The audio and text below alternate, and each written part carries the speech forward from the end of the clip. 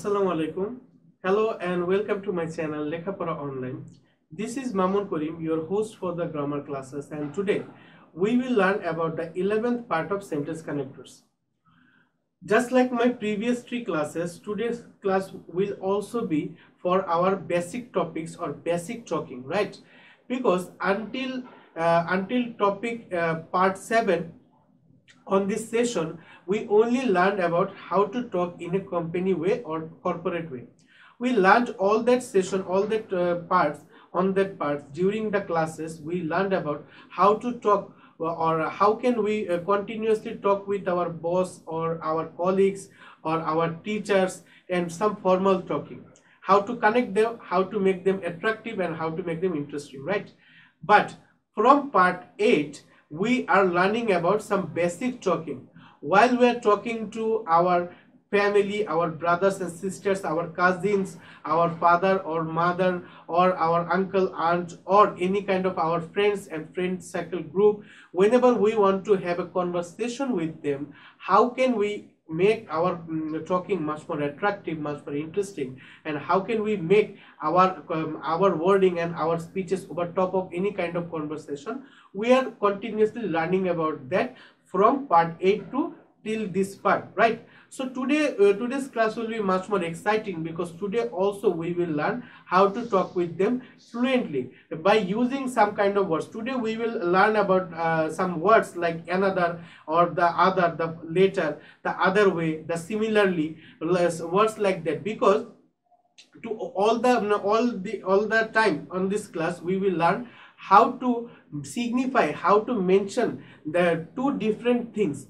It can be two different person, it can be two different items, it can be two different things. And how can we mention first one or second one? How can we signify the second one while we are talking? We will learn about that. So today's class will be much more exciting and much more interesting to learn. So I hope that you all will learn from this video, right? Because now we don't have to talk a lot with our colleagues or our teachers, right? Mainly we always talk to our friends and family, and those who are studying on class 6 or school life, or are spending your school life, you always spend your time with your friends and friend circle group, right? So many time you have to face any conversation, or many time you have to do any kind of group conversation. Then you have to put on your wordings, and you have to signify or mention 2 or 3 friends, right? So how can you mention the first one, the second one, the third one,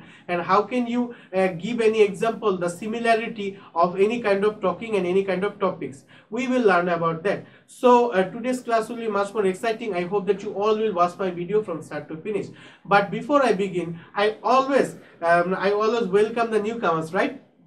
So those who are new to my channel and those who joined my classes today, thank you very much for joining my class. I hope that you will have a great time while learning with us, because we are pretty much sure that we are maintaining a significant rule, and we are maintaining your syllabus and textbook. We are not just talking about the rules of only on your textbook. We are talking about the whole fact of any kind of grammatical sessions, so that you can learn something and you can complete your syllabus and textbook, and also you can use that knowledge on a day-to-day life.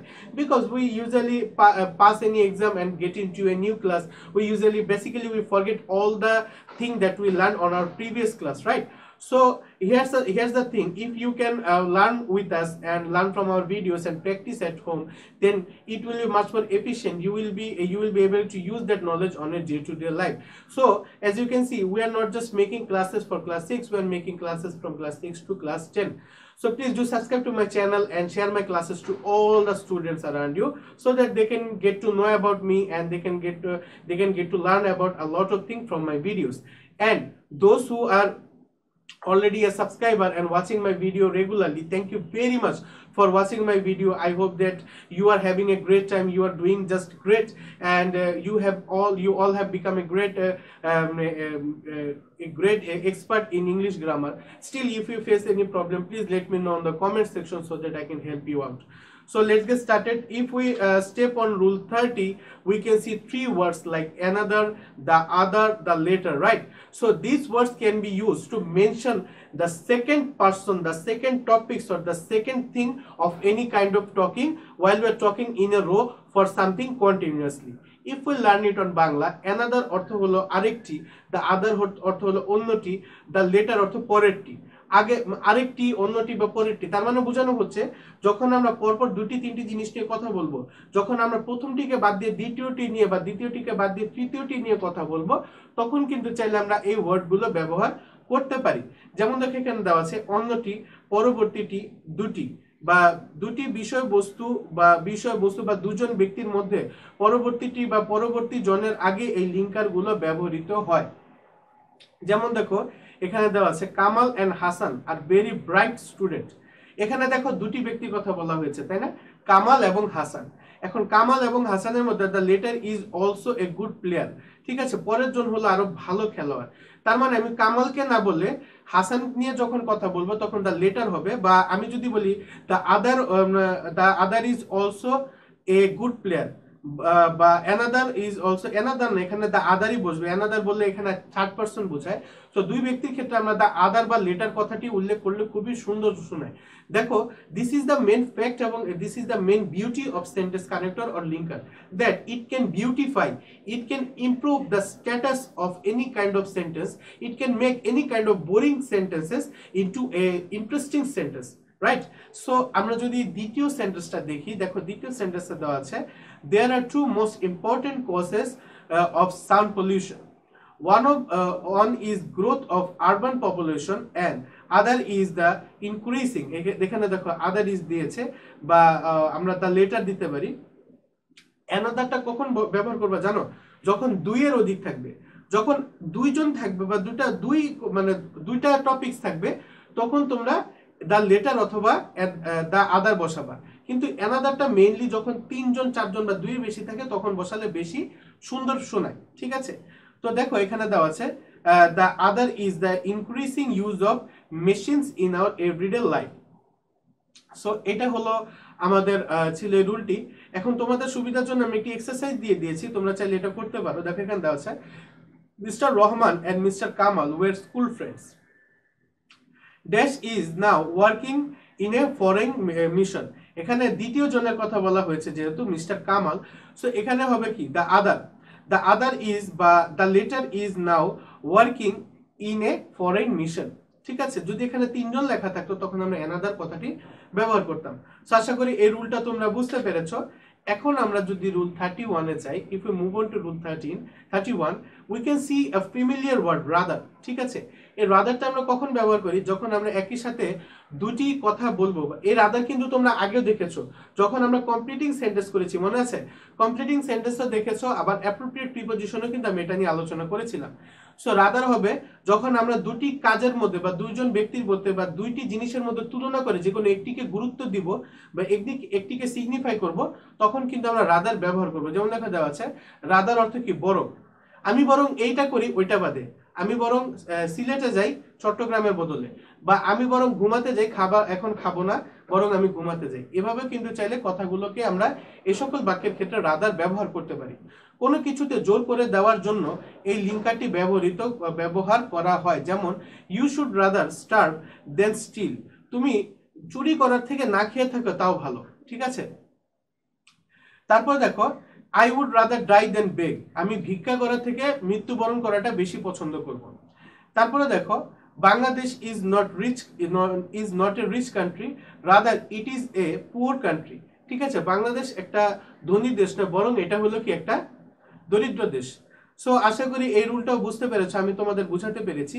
এখন দেখো তোমাদের জন্য আমি একটা exercise দিয়ে দিয়েছি। দেখো এখানে দেওয়া আছে though the student are weak in English they do not put emphasize on this subject, rather they avoid it, বরং তারা কি করে? এটারে অ্যাভয়েড করে, তারা এই জিনিসটাকে এড়িয়ে চলে, তারা ইংলিশটাকে বেশি প্রাধান্য দেয় না বা পারে না। ঠিক আছে, আমরা একটা জিনিস পাচ্ছি না, ভালো করে পড়বো, কিন্তু এরকম না, এটাতে তারা কি করে? এটারে অবহেলা করে। তো যাই হোক, আমরা যদি পরের রুলটাতে চলে যাই, পরের রুলে দেওয়া আছে দেখো similarly in the same way বা অ্যালাইক, সিমিলারলি বা ইন দ্য সেম ওয়ে বা লাইক, এটা নিয়ে কিন্তু আগের ক্লাসে এর কিছু সিনোনিমস আলোচনা করেছিলাম, মনে আছে? যখন আমরা দেখেছিলাম কিভাবে আমরা এক্সাম্পল দিব। সো এক্সাম্পল দেওয়ার সময় আমরা কি বলেছিলাম যে আমরা ফর এক্সাম্পল বা সাচ এস এরকম কিছু শিখেছিলাম, রাইট? সো ওইটাই কিন্তু এখানে আছে, সিমিলারলি বা ইন দ্য সেম ওয়ে বা অ্যালাইক, অর্থাৎ অনুরূপভাবে বা একইভাবে। যখন আমরা কোনো কিছুকে ফলো করে বা মনে করে কেউ একটা কথা বলেছে, সে কথার উপর অনুসরণ করে বা কথাকে আরেকটু বাড়িয়ে আমি আরেকটু কিছু বলছি, তখন কিন্তু এই ওয়ার্ডগুলো ব্যবহার করা যায়। অথবা যদি আমরা কোনো উদাহরণ দেই, কোনো এক্সাম্পল পেশ করি, তখনও কিন্তু চাইলে আমরা এই ওয়ার্ডগুলো ব্যবহার করতে পারবো। এর অর্থ হলো অনুরূপভাবে বা একইভাবে।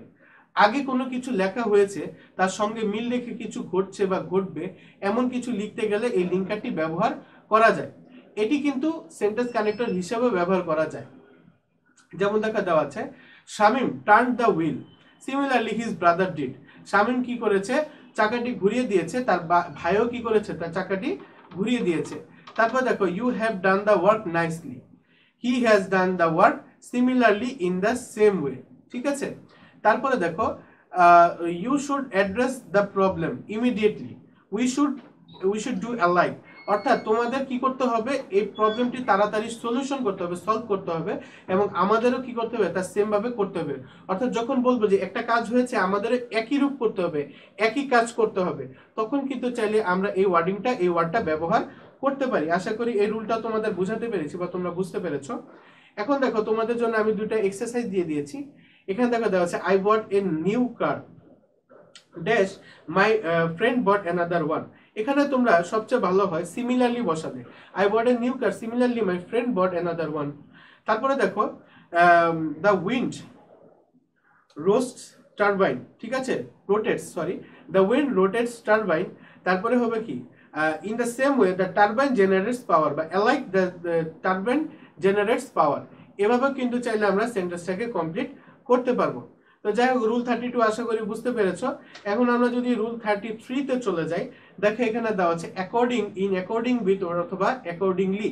অর্থাৎ যখন আমরা কোনো কিছুকে ফলো করব বা কোনো কিছুকে অনুসরণ করে কোনো কাজ করব, যেমন আমি সবসময় বলে থাকি যে we make our classes according to your syllabus and text book. অর্থাৎ কি, আমরা আমাদের ক্লাসগুলো তোমাদের সিলেবাস এবং টেক্সট বুককে ফলো করে বলে থাকি। তো those who are new to my channel, you may be wondering that this session of grammar is don't even in our syllabus, so why we have to learn about it, right? অর্থাৎ তোমরা চিন্তা করছো যে এই জিনিসটা তো তোমাদের সিলেবাসেও নাই, তাহলে তোমরা কেন এটা শিখবা? এরকম প্রশ্ন থাকতে পারে। তাই আমি তোমার যারা নতুন আছে বলে নিই যে তোমাদের যেমন ক্লাস 6 এ বা 7 এ কোনো বোর্ড পরীক্ষা নাই, সো দেখা যায় যে থাকে না। আবার অনেক স্কুলে শিখায়, অনেক স্কুলে থাকে, অনেক স্কুলে থাকে না। তোমরা যদি এটা শিখে নাও, ক্লাস 7 এ বা 8 এ গেলে তো পাবাই। তো যদি আগে থেকে শিখে নিতে পারো, তাহলে তোমাদের জন্য খুব বেটার হবে। এজন্য আমি মনে করি ক্লাসটি করাও তোমাদের উচিত। তারপর দেখো, অ্যাকর্ডিং টু অথবা ইন অ্যাকর্ডেন্স উইথ অথবা অ্যাকর্ডিংলি, অর্থাৎ অনুসারে বা অনুযায়ী। আগের কোনো কাজ, ঘটনা, বিষয়বস্তুর সঙ্গে তাল মিলিয়ে কোনো কাজ, ঘটনা সম্পাদিত হলে এই লিঙ্কার্স ব্যবহৃত হয়। যেমন দেখো দেওয়া আছে, according to me Khaled is not only a good student but also a good player. I talk to them according to the institution of my boss. In accordance with the UNESCO's declaration, অর্থাৎ UNESCO declaration অনুসরণ করলে দেখা যায় বা জানলে বা পড়লে দেখা যায়, international mother language day is celebrated all over the world. তারপরে দেখো, আমরা যদি এর এক্সারসাইজ গুলো দেখি, এখানে দেওয়া আছে দেখো, I told him to complete the work in time. He completed the work, ঠিক আছে, in time বা accordingly, ঠিক আছে। এখানে accordingly সবচেয়ে সুন্দর বোঝায়। তারপরে one should lead himself according to the law and order of the country. So আশা করি এই রুলটিও তোমরা বুঝাতে পেরেছি। I hope that I have been able to explain all the rule to you in detail. So if you learned something new today, then please hit the like button and share my classes to all the students around you. And if you didn't subscribe to my channel yet, please subscribe to my channel and press the bell icon so that you can be notified about all of my activities. Until then, that's all for today. I will come to you with another video. Until then, stay home, stay safe, and never stop learning. Assalamu alaikum.